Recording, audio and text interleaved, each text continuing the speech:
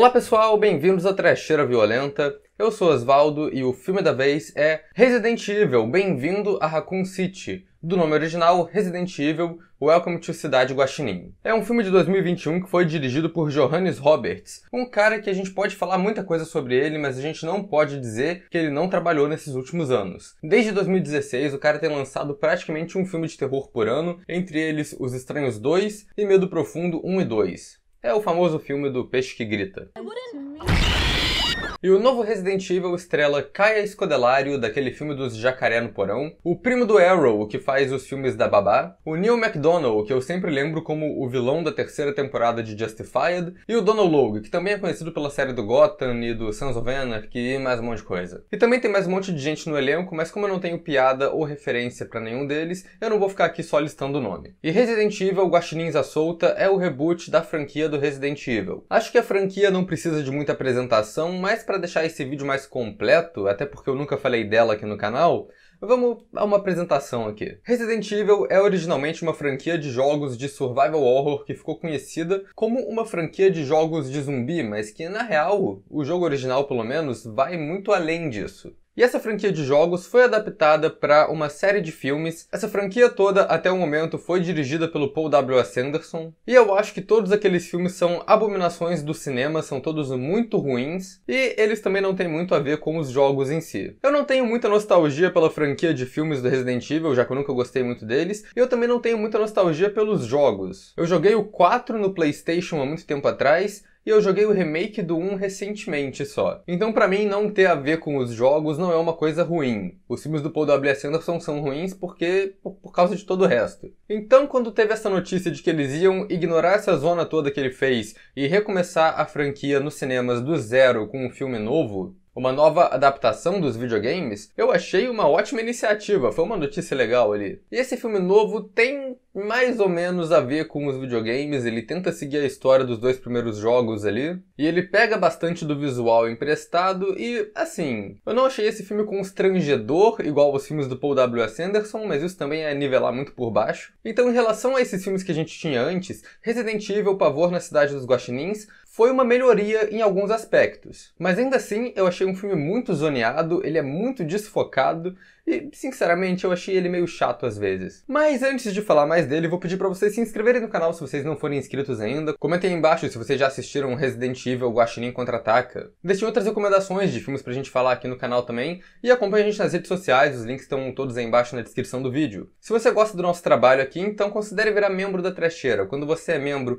além de apoiar a gente, você também ganha acesso a conteúdo exclusivo aqui no canal e pode escolher alguns filmes que a gente fala aqui através de votações exclusivas para os membros. Então seja membro da Trecheira aqui e também, vamos lá né, vamos pra trama, sem spoilers agora. E a trama de Raccoon Evil, Bem-vindo a Resende, é sobre a famosa Raccoon City, uma cidade que é um posto de teste dos laboratórios Umbrella, uma empresa farmacêutica que descobriu uns vírus muito bolados aí e que, entre outros efeitos, eles transformam as pessoas em zumbis. Na verdade, não só em zumbis, né? Tem mutações genéticas e monstros de todas as maneiras, mas pro efeito da simplicidade, vamos só falar que a galera virou zumbi mesmo. O que rola nesse filme são duas tramas paralelas, cada uma referente a um jogo do Resident Evil. De um lado, a gente tem o time de policiais da STARS, uma força de elite da Raccoon City, que vai resolver uma emergência que aconteceu na mansão Spencer, uma mansão enorme que também serve de base para as operações da Umbrella. Quando eles chegam lá, o que eles encontram é uma mansão cheia de zumbi. E na outra trama, a gente acompanha o policial novato Leon Kennedy e a transeunte que acabou de voltar para a cidade procurando o irmão, o nome dela é Claire Redfield. Os dois ficam presos na delegacia de polícia mais estilosa das Américas, com um monte de zumbi batendo na porta, e tem que descobrir um jeito de meter o pé dali. Ok, esse filme tem muitos problemas e eu não quero falar de spoiler agora, então eu vou começar falando do que eu gostei, que é basicamente o visual do filme. Eu gostei da fotografia no geral, o filme tem um visual de terror moderno, com a fotografia sombria, e eu acho que ele usa bem os elementos dos cenários para fazer umas composições legais de plano ali, tipo os vitrais da mansão, ou umas janelas diferentes usadas como fonte de luz.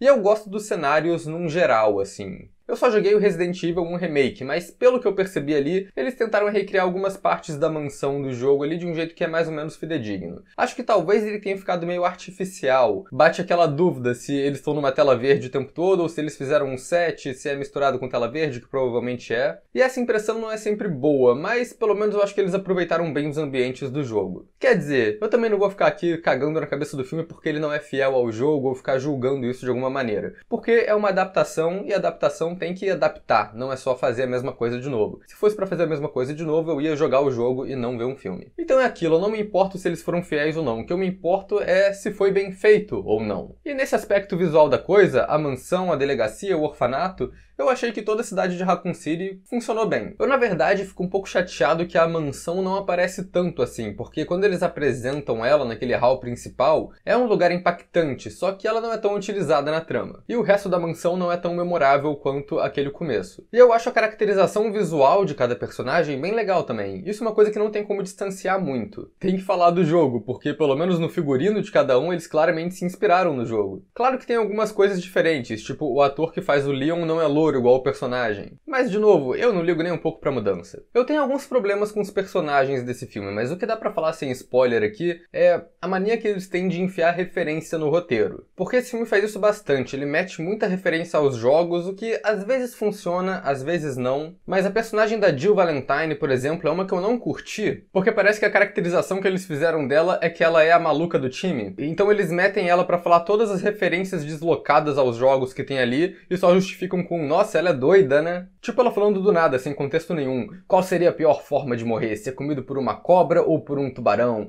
Que são referências aos modos que dá pra você morrer, como a Jill lá no jogo do Resident Evil. Ou mais infame, tem aquela fala que virou meme do primeiro jogo, a versão original do PlayStation, que o personagem fala alguma coisa sobre a Jill ser esmagada e virar um sanduíche de Jill, ou qualquer coisa assim.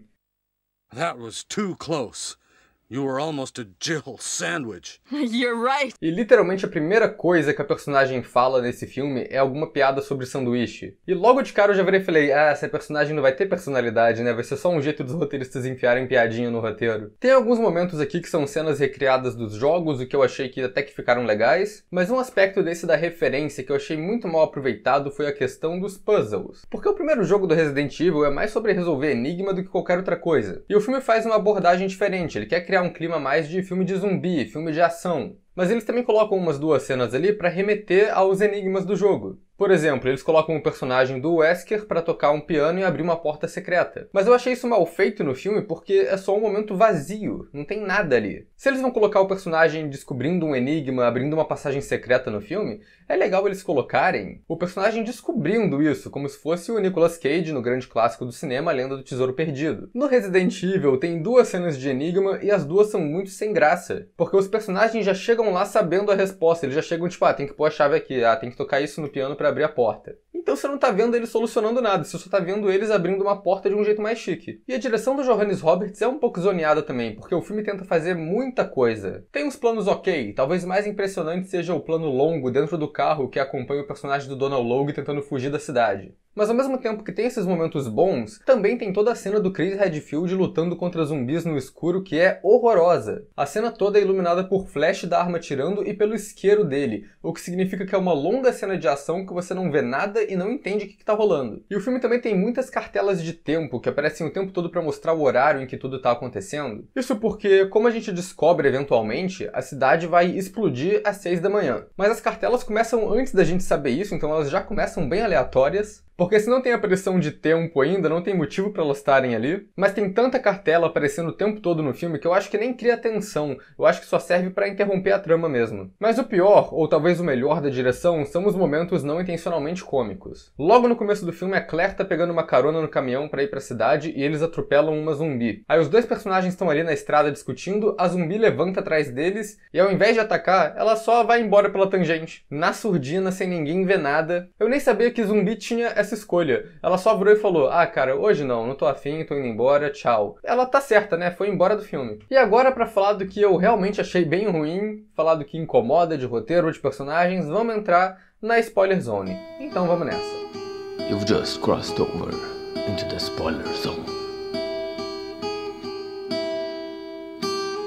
Esse filme tem vários problemas, mas eu acho que todos eles podem ser resumidos em: foi um erro eles tentarem fazer o primeiro e o segundo jogo em um filme só. Porque acaba que o filme não tem foco nem na trama 1 nem na trama 2. Ele fica com personagens demais e a maioria deles fica muito raso, e o filme fica parecendo uma colcha de retalho, que tem um monte de ideia socada junto ali, mas eles não tinham orçamento pra fazer tudo. E isso é o pior, na real, porque o filme não tinha um orçamento tão grande assim. Então é muito mais motivo, seria muito melhor se eles só tivessem focado na trama do primeiro jogo, na mansão, que ainda ia ter menos cenário, né? Uma parada reduzida, é só a mansão e o laboratório. Dá pra colocar, tipo, quintal e casebre e tudo mais que acontece lá, mas é meio inútil, né? Dava pra cortar isso da trama e fazer só a mansão e laboratório. Mas a mania de fazer uma coisa mirabolante, a mania de grandeza aqui, de colocar o máximo possível no filme, deixou ele bem zoado. Vamos começar pelos personagens, que antes, na verdade, eu queria dizer que eu achei as atuações ok. Tiveram uns atores melhores e outros piores, mas não teve ninguém que eu olhei e falei, nossa, tá terrível. Eu acho, inclusive, que eles fizeram o que dava pra fazer com o roteiro que eles tinham ali, né?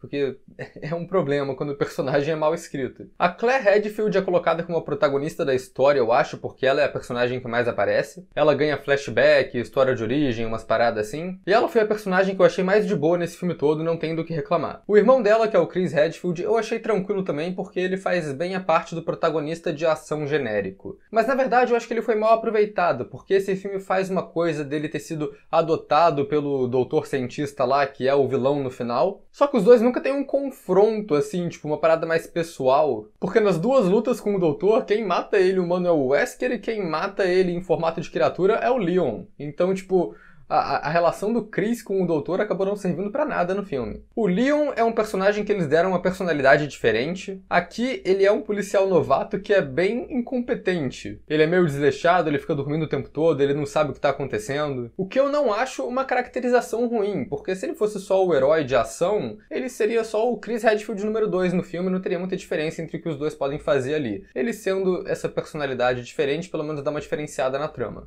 Só que ao mesmo tempo ele acaba sendo meio inútil pra trama. Ele literalmente não faz nada o filme todo, até no final, quando ele pega uma bazuca que ele tira do nada. A Jill, eu também já falei, ela é uma personagem que eles caracterizaram como a doida do rolê.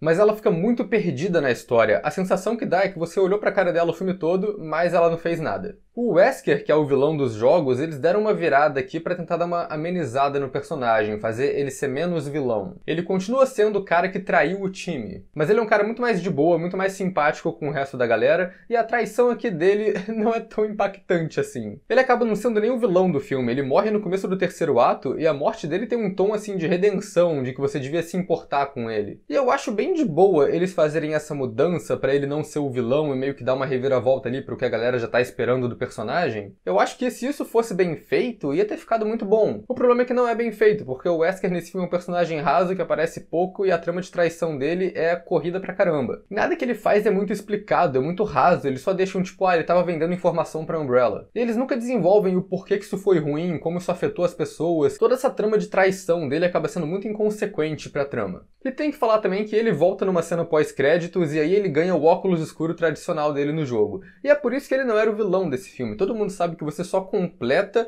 a última etapa pra virar o vilão quando você começa a usar óculos escuro de noite, porque aí é o limite. Completando o time de policiais protagonistas, nós temos dois caras iguais. Sério, os dois personagens, que é o Brad, o piloto do helicóptero, e o outro cara, eles têm o mesmo tipo de cabelo, os dois são apresentados em cenas assim junto com um grupo, e os dois morrem um seguido do outro no filme. Então assim, não dá nem pra diferenciar. Quem eu acho que rouba a cena nesse filme é o Donald Logue interpretando o chefe de polícia. Ele é um desses personagens que ele é escrito pra ele ser um babaca, pra você odiar ele, mas o ator é tão carismático que ele deixa o personagem engraçado. Mas ao mesmo tempo ele também é uma coisa ruim, porque ele é um personagem que é óbvio que é um personagem secundário, é óbvio que ele vai morrer ali antes da metade do filme, mas ainda assim o filme tem muito foco nele por algum motivo. Ele tem mais cena do que os personagens principais que importam, ele tem mais cena que a Jill ou que o Chris Redfield. E a maioria das cenas dele são cenas de tensão, tipo ele procurando o zumbi no estacionamento, ou ele tentando fugir da cidade. Eu não sei, eu acho que foi muito tempo e muita construção de tensão inútil dedicada a um personagem que a gente sabe que vai morrer e que a gente tecnicamente não se importa, né? Porque é um personagem secundário bosta ali. Tem o cara da teoria da conspiração, que é o famoso professor enredo burro, porque ele sabe que tem um zumbi na cidade, ele na verdade tem um zumbi na cela dele, mas ele fica dando palestra lá pro leão de costas pro zumbi. E tem a Lisa Trevor, que é uma das vilãs do jogo Remake, que é uma mulher meio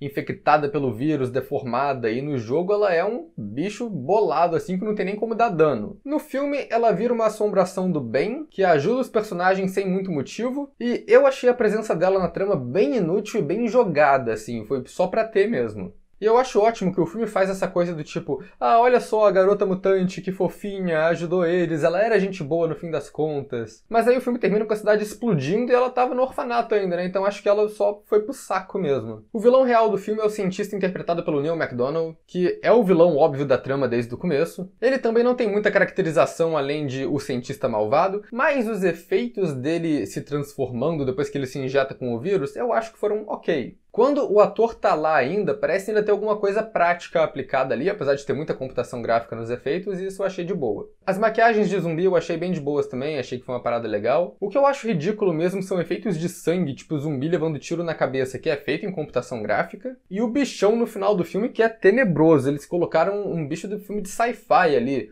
É muito ruim, é o Lorde Demônio Sutek de computação gráfica. Essa parte realmente foi muito fiel ao jogo, porque parece que veio direto do PlayStation. Sei lá, essa quantidade toda de personagem inútil e a trama que não parava quieta, e essa coisa meio artificial do visual, tava dando muita impressão de um filme da Asylum, o que é uma coisa ruim. Mas vamos para uma breve sessão final aqui de o que mais tem no filme. Tem uma moça no bar que tá literalmente chorando sangue e fala que não vai no médico porque, não é nada não. Se bem que, considerando o preço dos médicos nos Estados Unidos, eu acho que até que faz sentido essa ação dela, né? Tem um final clássico de jogo do Resident Evil, que os personagens têm um tempo limitado pra sair de um lugar antes que ele exploda, só que sem a tensão que tem nos jogos. Tem um detalhe legal que o filme se passa nos anos 90. E aí o personagem do piloto é apresentado mexendo no celular enquanto fala com a galera. E eu falei, eles tão de sacanagem, né? Que um cara tá mexendo no celular nos anos 90? Ele tá jogando o jogo da cobrinha, porra? E aí algumas cenas depois mostra que, de fato, ele está jogando o jogo da cobrinha. Então isso eu achei legal. E tem uma cena que o Leon não escuta um caminhão-pipa explodindo na frente dele porque ele estava escutando uma música no Discman. Eu odeio esse tipo de cena porque...